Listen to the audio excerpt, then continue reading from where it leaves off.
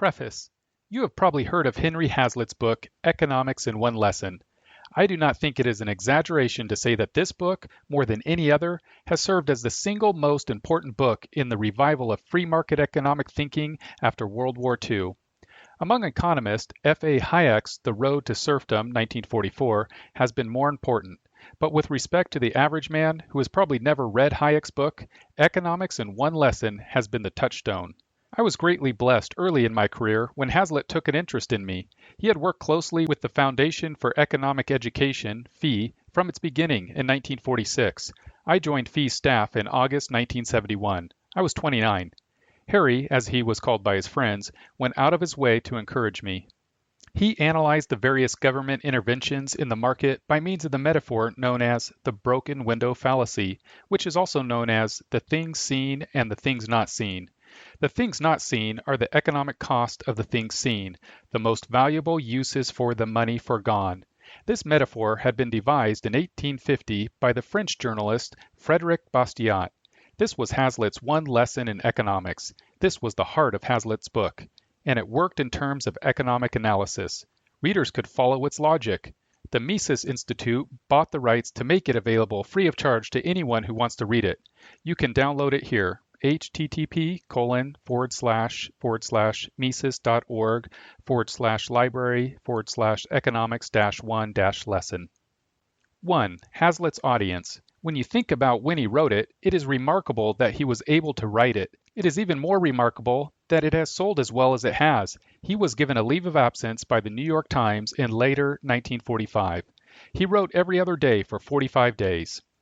World War II had ended the previous August. President Truman had not yet removed wartime price and wage controls. He did that only under the pressure of what was basically a revolt by cattlemen in 1946 October. In October, he abolished the price controls on meat. In November, he abolished price controls on wages and most commodities. The only price controls remaining after November were on sugar, rice, and rents. When Hazlitt wrote the book, residents of the United States had been living under price controls for 5 years. Shortages were a way of life. Rationing had been enforced during the entire period. The black market had flourished, so Hazlitt included a chapter on price controls.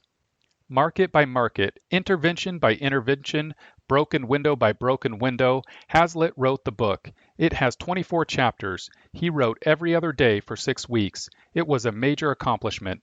Given the enormous impact of the book, it was a startling accomplishment. But there is a major problem with the book, and this problem keeps getting worse. It is dated. It was written in 1946. He wrote it for a particular audience, and that audience was still living under the economic controls of World War II. The issues that were prominent in the minds of his intended audience were not the same issues that are in the minds of voters today in the United States. Time marches on. The second problem with the book is this. Ludwig von Mises had not yet written Human Action. That book was published in 1949. Hazlitt was a friend of Mises. Mises arrived in New York City in 1940, a refugee who had fled the Nazis. Hazlitt had read Socialism and The Theory of Money and Credit. These books had been published in Great Britain before World War II. He had read Omnipotent Government and Bureaucracy, both published in 1944 by Yale University Press, but Mises's masterpiece was still in the future. There was a third problem. His audience was made up of literate people who had read his columns for years in the New York Times. He was also writing for businessmen, but he was not writing for people in the pews of America's churches. Yet, from the point of view of the size of the audience, he missed a great opportunity. From the point of view of persuading a majority of Americans that government intervention in the marketplace is a bad idea, he had nothing to say. He did not appreciate the size of that audience, and he also had no familiarity with its terminology. He had been a protege of H. L. Mencken, who was America's most prominent skeptic in the world of the intelligentsia. Mencken had chosen Hazlitt to replace him as the editor of the American Mercury in 1933. Mencken was a self-conscious disciple of Friedrich Nietzsche. This was not good training for someone writing a book to persuade a majority of American voters. Today, every one of the chapters in his book is still applicable in the United States. All of the interventions still exist. Some of them have faded in influence, such as the trade union movement, but all of them still have federal bureaucracies that interfere with the free market. His book did not persuade the masses to elect congressmen and senators, not to mention presidents, who are committed to rolling back the Keynesian administrative state. Things are a lot better than they were in 1946, outside of banking anyway, but not because of Hazlitt's book. Things began to get better in the fall of 1946 because there were political pressures on Truman to abolish the controls. It is one of those curious facts that Richard Nixon got his start in Washington during World War II as a bureaucrat with the Office of Price Administration. So did the leftist economist John Kenneth Galbraith. It was Nixon who, on August 15, 1971, unilaterally imposed a comprehensive system of price and wage controls on the American economy. He did it by executive order. Those controls created major economic disruptions, and they were abandoned in 1974. But it is clear that Nixon never figured out the truths presented in Hazlitt's book. He did not get over his faith in price and wage controls until first-hand experience persuaded him that they were a bad idea. No book persuaded him of this. 2. A new audience.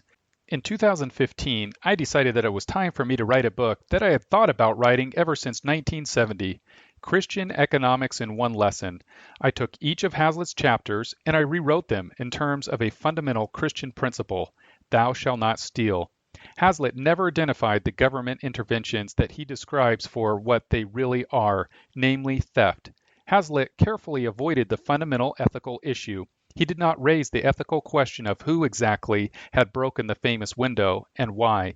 He analyzed what would happen after the window was broken, meaning after the government had intervened in the economy on behalf of some special interest group. Hazlitt identified these groups, and he also identified what their motivation was, to feather their nests, but he did not straightforwardly identify the ethical impulse behind the breaking of 24 windows. That was a strategic mistake. Here is a key problem. Hazlitt knew, as any instructor of freshman economics students knows, that most people cannot handle long chains of reasoning. They can barely handle short chains of reasoning. Hazlitt used the fallacy of the broken window in order to help readers follow a relatively short chain of reasoning. That was as much as he could expect to accomplish. The book achieved this. There is a secondary problem even with short chains of reasoning. They may persuade minds, but they do not mobilize the troops. People only rarely rethink their lives and then rededicate their lives on the basis of short chains of reasoning. The immediate benefit of rethinking your presuppositions are minimal and the costs are high. If people really do act in terms of their personal self-interest, as economists argue, then only a few of them are going to restructure their lives on the basis of the application of the metaphor of a broken window. If, on the other hand, you can persuade the person that he has become an accessory or even an active participant in breaking somebody else's window, you may be able to gain his attention. You may be able to motivate him by careful consideration of this principle, thou shalt not steal. If you move the discussion from economic analysis to ethical analysis, you up the ante dramatically. If you move the discussion from a consideration of Adam Smith's invisible hand to an invisible God with a rod of iron, you are more likely to catch people's attention. Anyway, you are more likely to catch the attention of millions of people who spend Sunday morning sitting in pews. 3. The social gospel. Beginning in the 1880s, a movement known as the social gospel began to have influence in the United States. This movement was developed by liberal theologians who had adopted welfare state economics. In the name of Jesus and Christianity, they came before educated Christians and pastors, persuading them to adopt welfare state principles and policies in the name of the Bible. This movement became a major intellectual force in the mainline denominations after World War I. Some variant of the social gospel still is dominant in all the mainline Protestant denominations. In the form known as liberation theology, it is dominant in the Roman Catholic Church. The present Pope is a liberation theologian. It was a powerful influence in his life as a priest in Argentina. The social gospel movement did not appeal to Southern Baptists, fundamentalists, and most adherents of what has become known after World War II as the New Evangelicalism. But there have been promoters of the social gospel, which is in fact a statist gospel within the camp of the evangelicals. The most prominent one today is Jim Wallis. I have a department refuting Wallis on GaryNorth.com. In the late 1970s, the most prominent figure was Ronald Sider, who wrote Rich Christians in an Age of Hunger, 1977. I hired David Chilton in 1980 to write a refutation. I believe his book is the most rhetorically powerful response to the social gospel ever written, Productive Christians in an Age of Guilt Manipulators.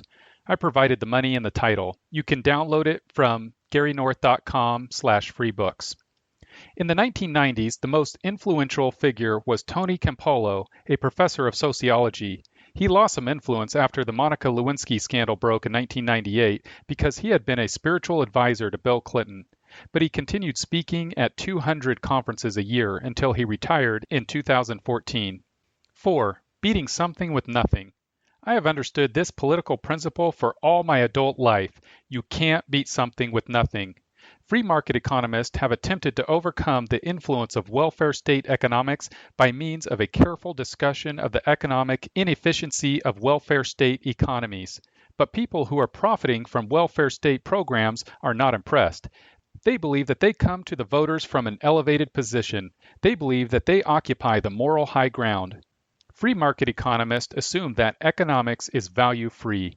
They never come in the name of the moral high ground because they believe that in economic affairs there is no moral high ground. There is no morality at all. They see the economic public square as a playing field having to do only with personal liberty and economic efficiency. Because of this, they have lost the case. Most people don't vote in terms of economic efficiency. They may vote in terms of personal liberty, but only in those cases in which somebody else has persuaded the government to invade their personal liberty. They vote to defend themselves from tyranny. Then they turn around and vote to impose tyranny upon someone else. They do this in the name of the moral high ground. What we need is a systematic economic approach that persuades people in the pews that the adoption of welfare state principles and policies is a violation of the commandment not to steal. It is crucial that those people who favor the free market are in a position to persuade those who occupy the pews that the latter's commitment to welfare state policies, Keynesian redistribution policies, and social interest legislation is a violation of the commandment not to steal. This is what Mises refused to do, Hayek refused to do, Friedman refused to do, and sadly, Hazlitt refused to do. I decided to do it. I have a tremendous advantage. I read Hazlitt's book and Human Action by the time I was 21. I also read Rothbard's Man, Economy, and State, 1962. That was in 1963. I had a head start on Hazlitt because Hazlitt had done his work in 1946. The old line about standing on the shoulder of giants is accurate. The average man in the pew has never heard of Hazlitt, Mises, or Rothbard, but he has heard this, "Thou shalt not steal." This is where I start. Along the way, I take readers on a tour of 24 broken windows. After this, I will encourage readers to stop voting for politicians who throw stones at windows in the name of justice and the high moral ground.